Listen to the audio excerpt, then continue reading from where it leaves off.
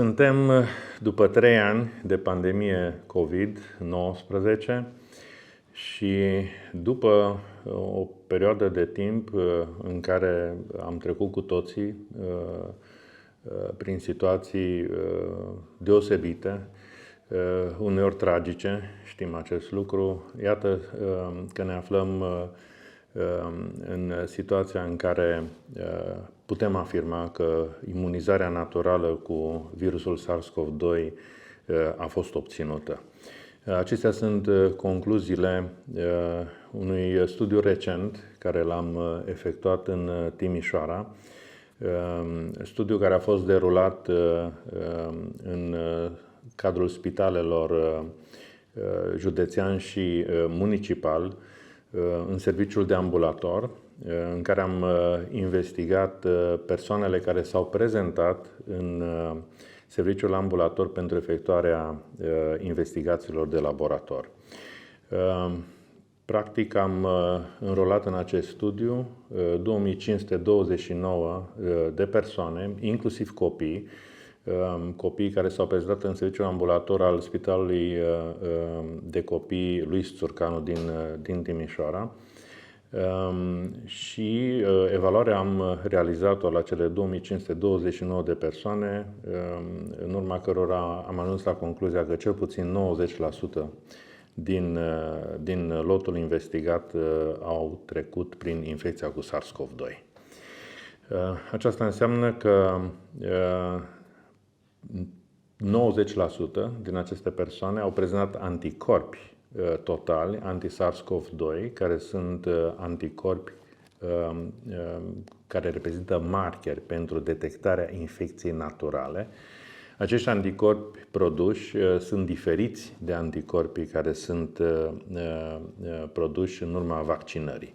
Și în acest fel am putut să identificăm persoanele care au trecut efectiv prin infecția cu SARS-CoV-2. Aceste rezultate confirmă magnitudinea cu care s-a răspândit infecția cu SARS-CoV-2. Noi am avut prima investigare epidemiologică care am realizat-o în 2020. A fost primul studiu privind seroprevalența infecției cu SARS-CoV-2 în România. A fost un studiu care l-am realizat la donatorii de sânge care s-au prezentat în Centrul Regional de Transfuzie Sanguină din Timișoara. Și atunci, în 2020, în iulie-septembrie 2020, seroprevalența era de 1,5%. Și care, sigur, era explicată datorită faptului că ne aducem bine aminte, în vremea respectivă a fost un lockdown, practic nu a fost permisă ieșirea persoanelor în oraș sau la serviciu să se deplaseze, școlile au fost închise, universitățile, tocmai pentru a proteja populația până când se va identifica o soluție medicală în privința limitării răspândirii infecției cu SARS-CoV-2. Lucruri ce s-a și întâmplat de altfel, pentru că ne aducem aminte că la sfârșitul anului 2020 primul vaccin împotriva COVID-19 a fost produs, după care au apărut și alte vaccinuri. Primul a fost Pfizer, apoi au apărut și Moderna, Johnson & Johnson și AstraZeneca, care au fost disponibile în Europa începând cu luna ianuarie, februarie, martie 2021. În martie-iunie 2021 am mai realizat un studiu în care am inclus persoanele care se prezentau în serviciul ambulator al spitalelor, în care am făcut și studiul de acum. Și atunci prevalența era de 45,6%, deci deja era o rată foarte ridicată, explicabilă însă, ca urmare a faptului că, sigur, starea de urgență care a fost în vigoare câteva luni s-a transformat în stare de alertă. Oamenii, sigur, au reluat activitatea, a existat un grad de expunere pe de altă parte și transmiterea virusului a putut să fie demonstrată în acest fel în studiul care l-am efectuat în martie-iunie 2021. Iată că la 2 ani de la acel studiu, respectiv în ianuarie-martie 2023, am realizat acest studiu sero-epidemiologic pentru a vedea unde ne aflăm și care este rata de infectare. Așa cum oarecum ne așteptam și am constatat prin evaluările care le-am făcut, rata a ajuns să fie de 90%, cu sigur ușoare diferențe, dar nu semnificative între grupele de vârstă populaționale care au fost investigate. Grupele cele mai afectate au fost tinerii și cei care, sigur, se află în câmpul muncii, respectiv grupele de vârstă 30-39, respectiv 18-29 de ani, care au avut seroprevalențe de 92, respectiv 91%, în comparație cu grupele de vârstă de 60, 79 sau cei peste 80 de ani, vârstnicii care aveau o seroprevalență semnificativ mai redusă. 75%, cei care au peste 80 de ani au avut anticorpi, dar aici aș dori să fac o mențiune. Prezența anticorpilor la grupele de vârstnici trebuie interpretată în contextul în care discutăm de o grupă de vârstă care este mai înaintată. Și aici intervine un fenomen de imunosenescență, deci producția de anticorpi este mai limitată și se exprimă și poate să fie mai puțin detectată comparativ cu grupele de vârstă mai tinere. Ce am mai constatat în acest studiu care l-am efectuat, am dorit să aflăm, desigur, și care sunt factorii potențiali de risc a infecției cu SARS-CoV-2 și am analizat, desigur, nu numai din punct de vedere demografic, factorii demografici și nu am observat niciun fel de diferență între mediul rural și mediul urban. Practic, infecția s-a răspândit cu aceeași repeziciune și prevalența a fost la fel de ridicată în mediul rural și mediul urban.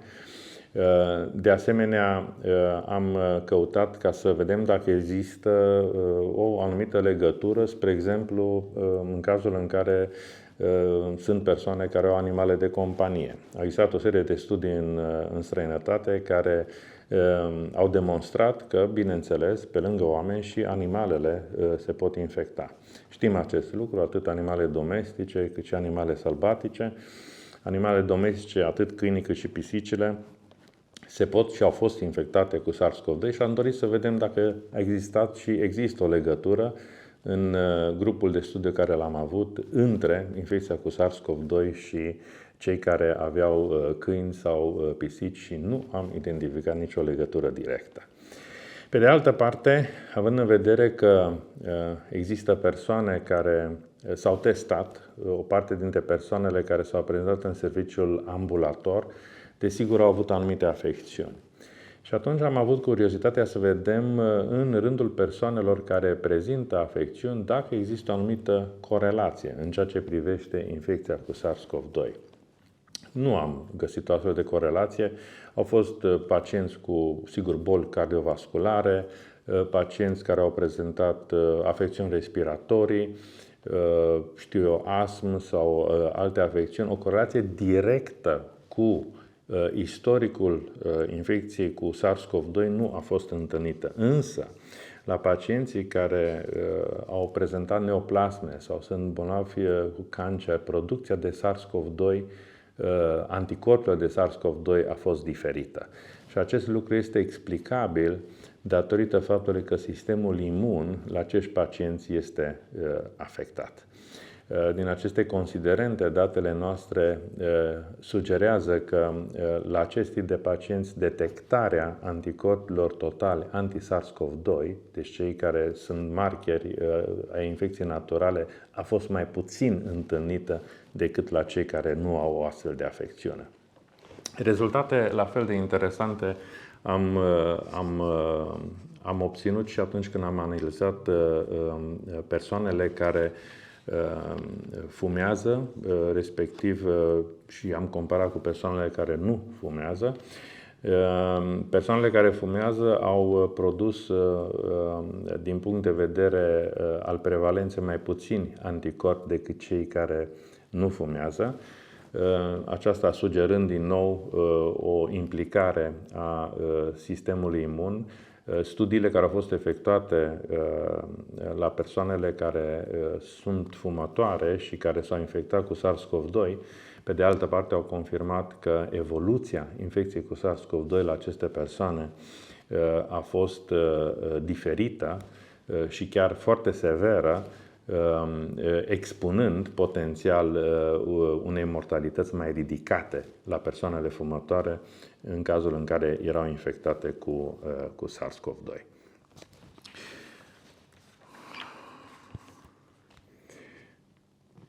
În analiza care am efectuat-o, am comparat persoanele care au fost angajate cu persoanele care nu erau angajate, nu sunt angajate. Sigur că au existat persoane fără ocupație, dar un procent important din acest lot al persoanelor care nu erau angajate erau sigur pensionarii.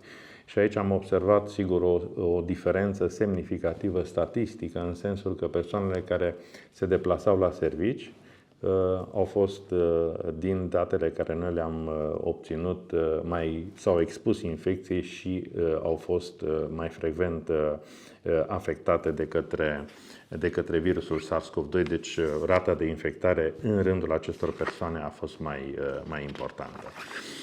Pe de altă parte, am investigat și am considerat important să facem acest lucru, să vedem care a fost rolul pe care l-a avut vaccinul la persoanele care au fost vaccinate. Noi avem în lotul pe care l-am investigat, am avut 71% dintre persoanele care au intrat în acest studiu au fost vaccinate. Și 47%, este un detaliu important, au știut că au trecut prin infecția cu SARS-CoV-2. Ceea ce am constatat este că persoanele vaccinate s-au infectat mai puțin decât persoanele care nu s-au vaccinat. Am avut chiar o evaluare foarte interesantă. Participanții care au fost vaccinați și care nu au avut istoric de COVID-19 au avut o probabilitate mai mică de a produce anticorpi anti-SARS-CoV-2 comparativ cu cei care au fost infectați cu SARS-CoV-2 dar nu au fost vaccinați. Și acest lucru este absolut de înțeles, pentru că în momentul în care au fost persoane care nu s-au vaccinat, dar care s-au expus, bineînțeles că producția de anticorpi a fost semnificativ statistic mai mare.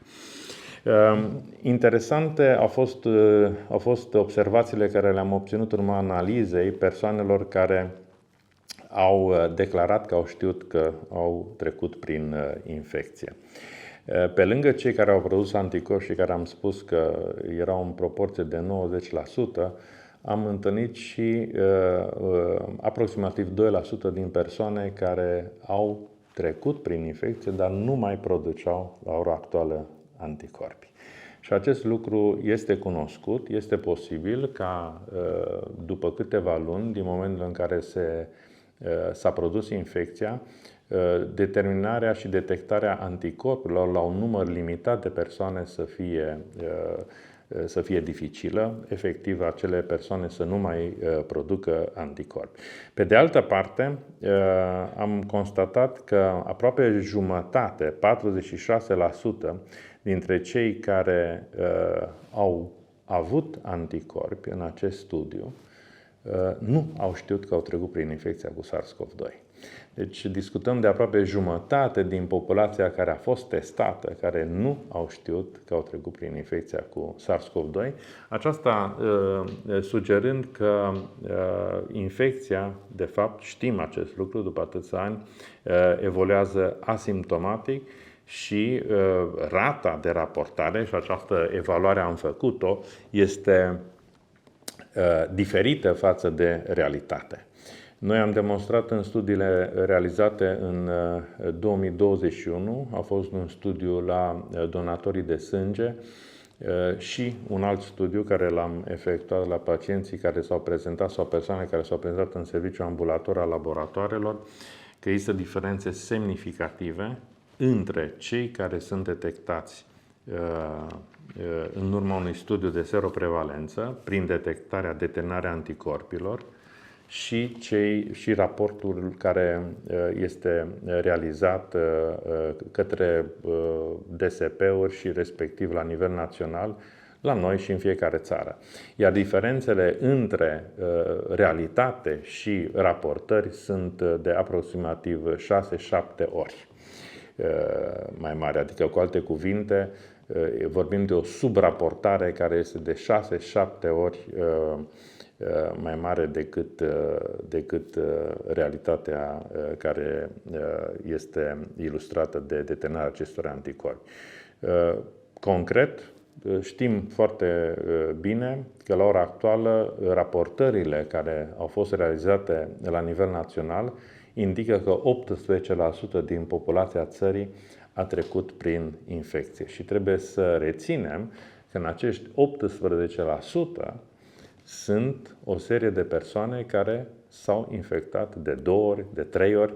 Deci vorbim în realitate de o raportare care aparent ar sugera că vorbim de o proporție de poate 14% din populație efectiv care ar fi trecut prin infecție.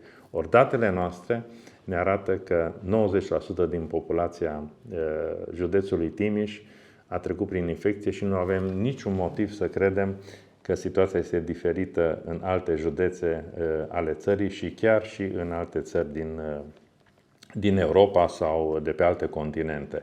De altfel, toate studiile efectuate la ora actuală, mă refer la cele din anii anteriori, au indicat similitudini în ceea ce privește datele epidemiologice care au fost publicate și oferite specialiștilor în urma investigațiilor epidemiologice efectuate și a studiilor care au fost întreprinse.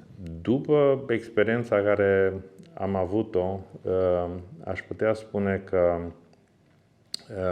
virusul SARS-CoV-2 ne-a oferit posibilitatea să cunoaștem din punct de vedere medical care sunt consecințele infecției cu SARS-CoV-2. Pe de altă parte, să implementăm și să consolidăm măsurile de protecție care au fost luate și care s-au demonstrat a fi benefice pentru protecția populației, mai ales a grupelor de vârstă care potențial sunt expuse unor infecții severe, a celor grupuri de vârstă care sau persoane care au comorbidități și care știm foarte bine, din păcate, unele dintre aceste persoane au decedat.